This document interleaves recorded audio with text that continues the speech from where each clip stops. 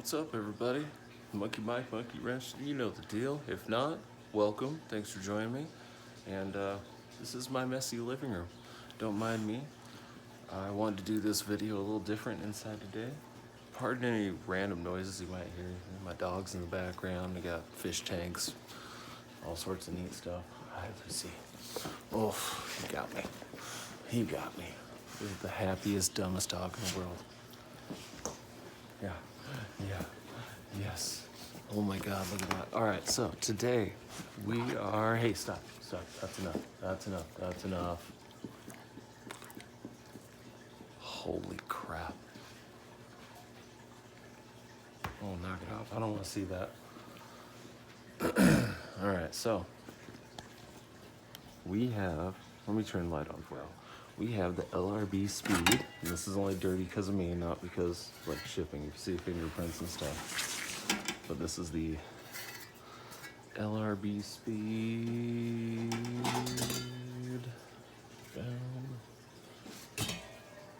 Boom. The Miata back cover from LRB. And that is what we're going to assemble today. And rather than do it in my cold garage, we're just gonna do it right here in the house. Everyone's asleep, so I'm a little quieter than usual. I do not know what tools we're gonna need for this. I bought this, I'd say a couple weeks ago, a month ago almost. And just been kind of dragging butt.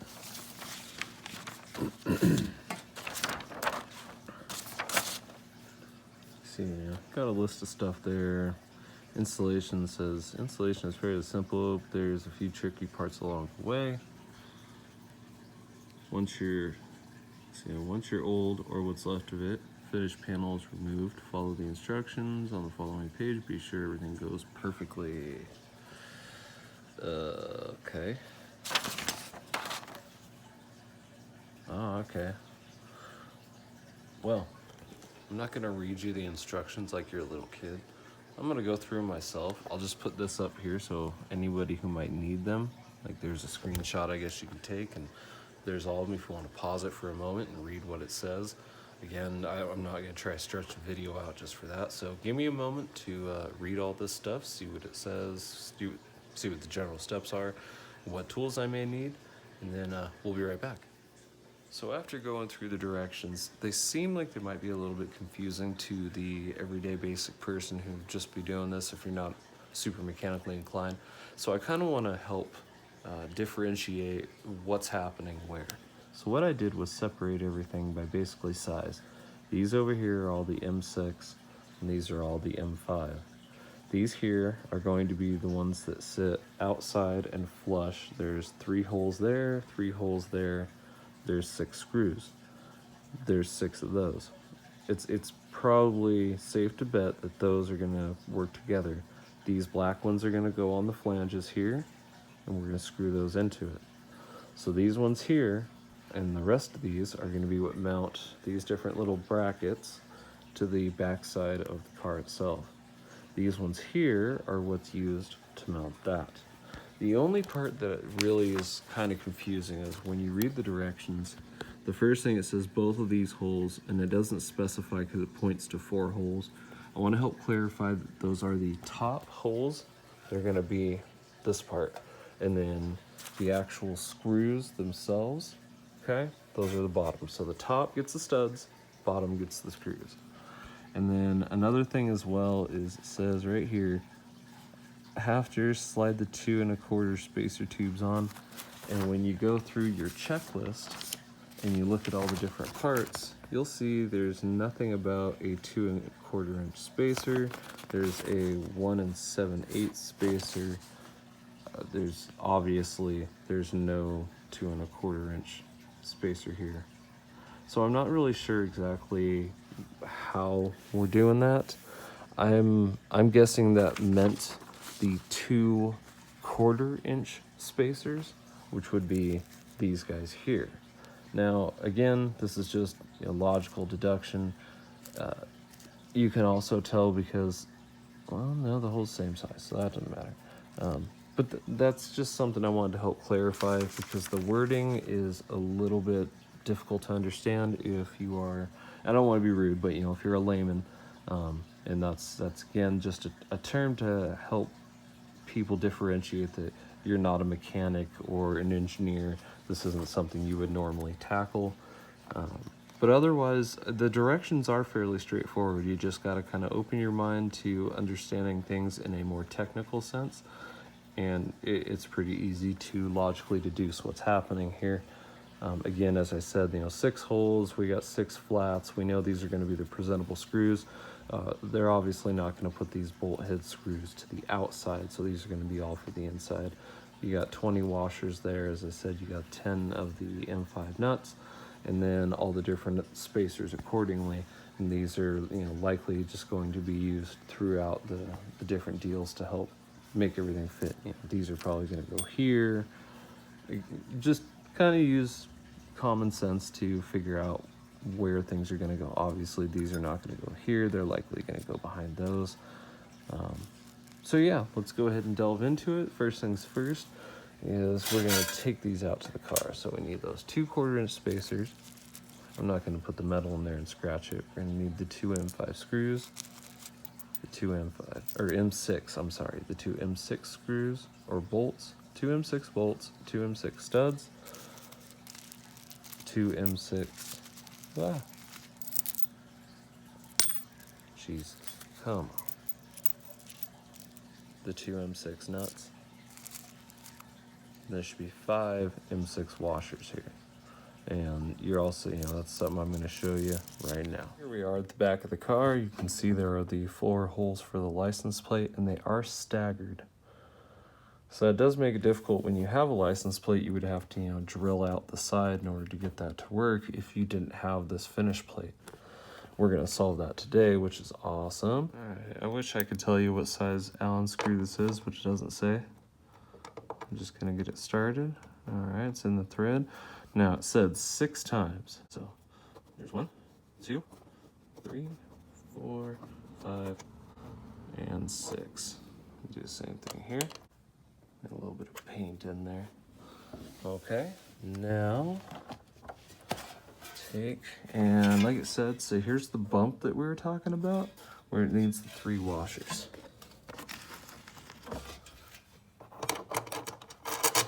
All right, and that'll make up for that offset there. We can go ahead and put the plate on now. And all the spacers. I'll get my fancy new license plate.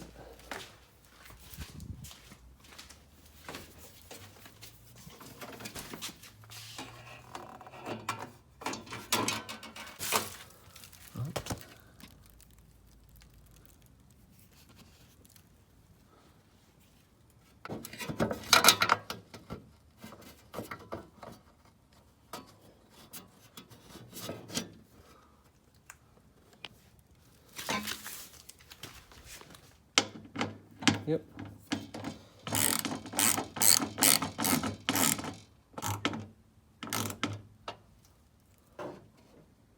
All right.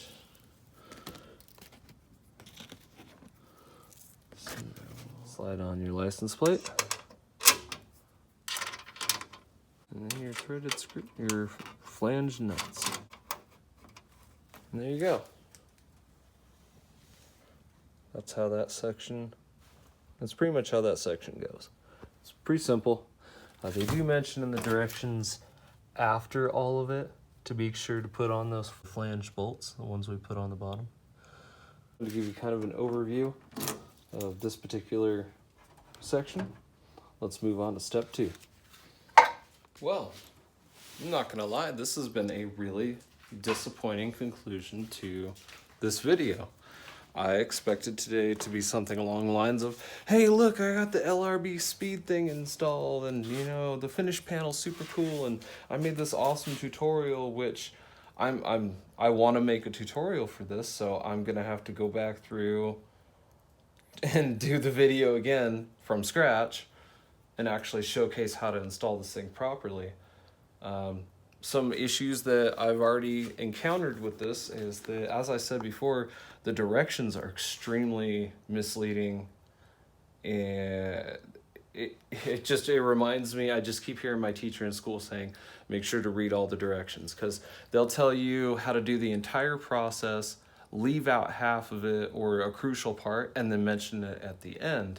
I'm not trying to dog on the company. What I'm simply saying is that there is a more efficient way to do this. I have contacted them. It's early in the morning, so I doubt anyone's going to get back to me, and I want to get this video out and done. So, hopefully I'll have a good follow-up for you guys. I got this part installed, and it looks great. That's fantastic. But this can't get done. And the reason why is, you look over here, I don't have any more holes to drill into. Or I don't have anything to drill into. Well, I do have something to drill into. I don't have any holes to mount this here or this, okay?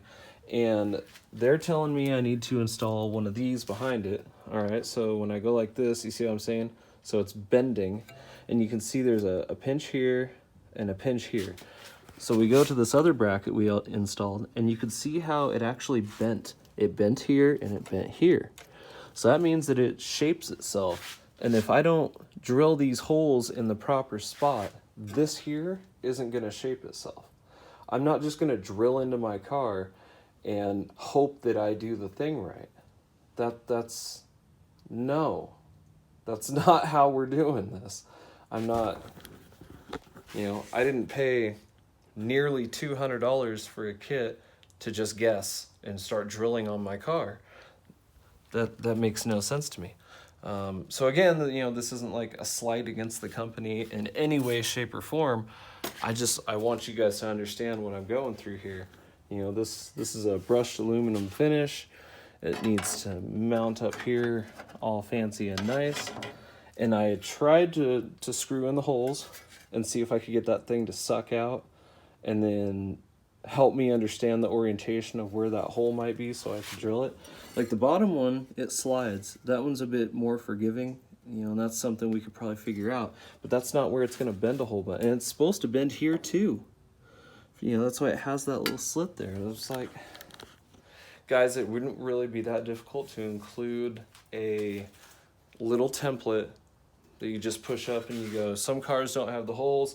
Here's where the holes are on a car that already has them.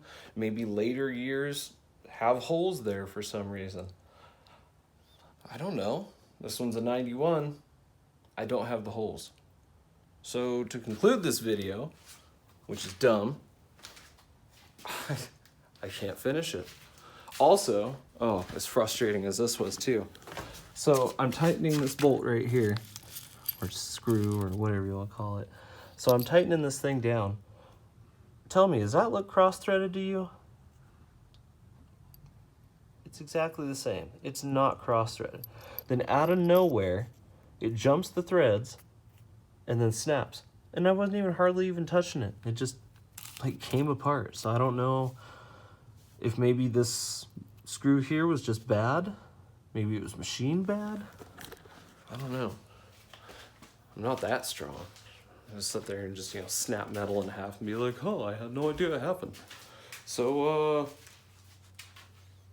yeah, that's today's video, I guess, is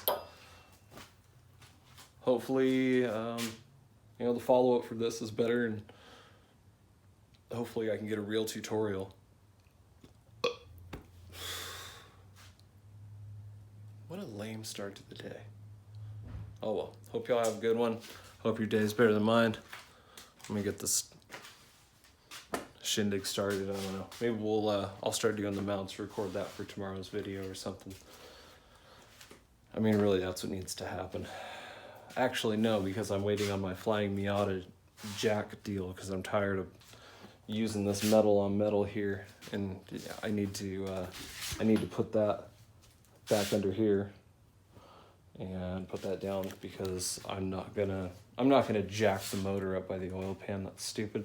We're gonna actually use the proper little holes here. We'll lift it up. And I don't want to do that with it half up in the air, half on jack stand, and end up using that thing to yank the car halfway up on the ground, and then I go loosen a motor mount and it goes slamming down or something stupid like that. So we'll just put it so all the car's weight is back on these, and that'll allow me to still get up under the car, but it not be on jack stands and me not sit and worry if I'm gonna die.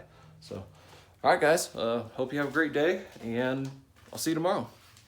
Peace.